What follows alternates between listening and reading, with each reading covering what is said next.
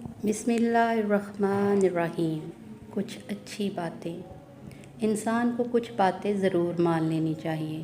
ماں باپ کا حکم چاہے ناگوار ہو، نصیحت کی بات چاہے کڑوی ہو، دوست کا تحفہ چاہے حقیر ہو، غریب کی دعوت چاہے اس میں تکلیف ہو۔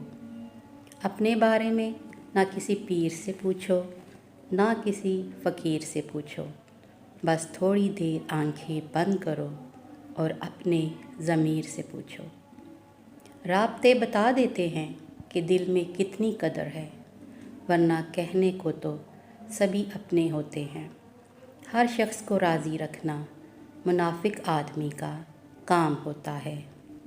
باضمیر اور بااصول لوگوں سے اکثر لوگ ناراض اور ناخوش ہوتے ہیں۔